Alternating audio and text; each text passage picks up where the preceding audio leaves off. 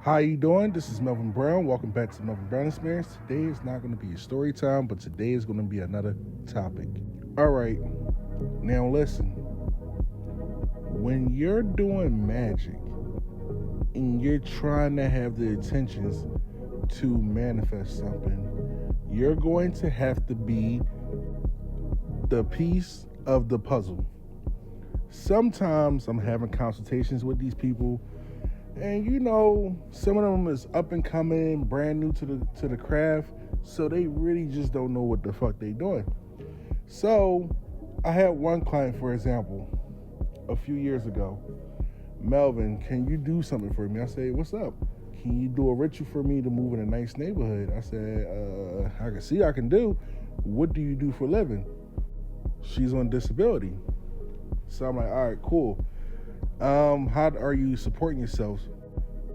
Basically, the government is taking care of her with the housing, health, you name it. All right, cool. I told her that wouldn't be a good idea. She's like, Melvin, please, can you just try? I said, okay, it's going to be a fee. She paid the fee. I did the ritual. What wound up happening with her was not only she get to move to a new neighborhood, but it's how it manifested.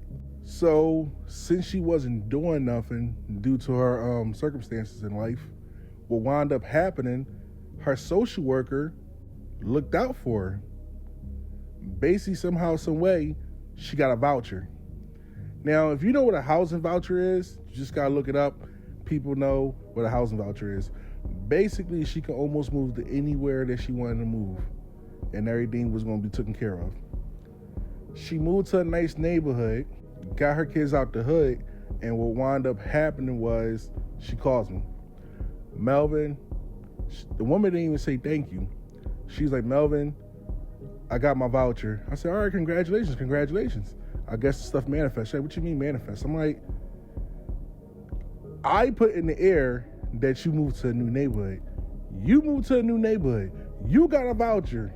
You're not in the project. She said, no, Melvin, I thought I was going to win the lottery or something. I said, ma'am, look, listen, it was good talking to you. I gave you the 411, how it was going to work. Take care of yourself, okay? She had a little attitude like, Melvin, you said I was going to get a house and everything, but I'm thinking about wealth and riches. I'm like, no, you asked for a house. You didn't ask for a lottery. You didn't ask for this, that, and the third. The universe gave you what you asked for. And me and her got a little argument. She called me back months later, saying, I'm sorry. Look, I was just tripping. I want another ritual. I said, I'm too busy. When I tell you I'm too busy, I don't want to work with you never again. With magic, you're going to have to move with the energy. If you're trying to find true love, true happiness, you're thinking Prince Charming is going to knock at the door. Hell no. Do you think the most beautiful woman gonna knock at your door like, hello, it's me, I'm here. I heard you looking for love. You wanna love me now? It don't work like that. This ain't fucking Disney Plus and shit like that. This is fucking reality. And with reality, you have to be logical. So what I mean by move with the energy, if you're looking for love, right?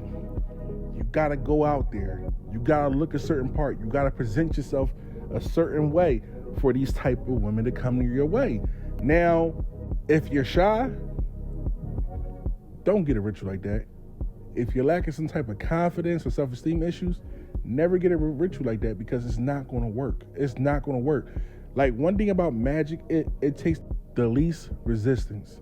So if you're stubborn and you're not moving with the flow, you're not going to get that. If you're stubborn and you're not going with the flow, you're not going to get it. I don't care if it's male or female. Now, I always get questions like this from my potential clients. So I remember probably a few months ago, me and this woman had a consultation. Basically, she was talking about she want to find the it factor. I'm like, what is the it factor with you? I want a man that got a house, got his car, got everything together. He got to have a degree. He got to be a man of God. And I'm like, all right, cool. What do you have to offer to the table? She said she got a job and got her own place and everything. But here's the catch. She got 3 kids. And I told her, you can get that man, but the man that you're looking at is not going to be that attractive. A man that you want, that potentially that we can manifest for you, is not going to be that type of person. You got 3 kids. More than likely, you're going to find a man that's very unattractive, but he got everything else you asking for. More than likely, this man is going to be the one for you, but you're going to push him away because he's not the it factor. Remember I said, doing spells is not Disney Plus. This is reality. And with reality, you have to think with logic. Magic is all about logic. And you know, the sad part about it, I gave her money back because she's not going to be the piece of the puzzle. Like, I see potential cases that sounds good, but me as a practitioner, I have to look at it like, that sounds like a long shot. A long shot. And with a long shot to me is unrealistic expectations. Yes, magic is beautiful. Magic can do certain things, but certain things it can't do. And you have to be logic with that. Now, let's continue this topic. Now, look, listen. People be calling me, asking me for money work. Melvin, can I get money work? Melvin, money this. Melvin, money that. Melvin, this. With money work, this might be a little long, so I gotta preach to this. With money work, you really gonna have to be the big piece of the puzzle. You really gonna have to move with the energy, because let me tell you something. With money spells and everything, there's different levels to the shit. There's quick money spells. Quick money spells, that's like if you need emergency something, if you need emergency, and next thing you know, you playing around with this certain saint or certain spirits and everything, the money gonna come like that. And next thing you know, you get the money, you gotta pay what you gotta pay, then all of a sudden you get back broke again. And then you're coming to the spiritual worker talking about, hey Melvin, it didn't work. You got your money, right? You paid your card note off, right? You're not getting repoed, right? So basically it worked. Now, let's continue. With money work, there's different levels. There's quick fixes, or there's something that can grow. When I mean something that can grow, like you're gonna have to work hard, work smart, or any type of way how you work, you get the job done, you can get a promotion. You can get this, you can get that. Money work is not gonna work ASAP like, oh my God, it worked. No, it don't work like that. That shit, like real money work. Look, I'm gonna tell you a little situation. So I remember about 2020, 4 years ago, a client came to me like, yo, Melvin, I got your love work done. Can I get a money ritual? I said, all right, cool. I'm gonna do it this way, in a jar way. I don't know when it's gonna manifest, but look, live your life in the meantime. What wound up happening, not only it took 3 years to manifest, but when it manifests, she got the fuck out of that situation that she was in. And she basically a manager at a corporation making almost $250,000 a year. Now, I'm not saying if you get money spells, listen to me. When I say you get money spells, you get money spells, you're going to be wealthy. Remember, I said there's different levels. There's the ones you got to work on, and there's the pack. The pack I'm not going to talk about on social media, but just know the shit is deep and the shit actually works. Let's continue. My opinion for money rituals is highly debatable, depending on what you're trying to get out of it. My philosophy is this. If you're working a 9 to 5, money work for you is going to be okay. You see some improvement of your income, but it's not the it factor. If you're an entrepreneur legally, or illegally, you have better opportunities of manifesting what you want. And plus, you are the piece of your puzzle. And what is the goal of money work?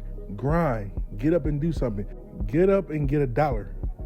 The more you promote something or the more you working on something, the more the money comes. Let's continue.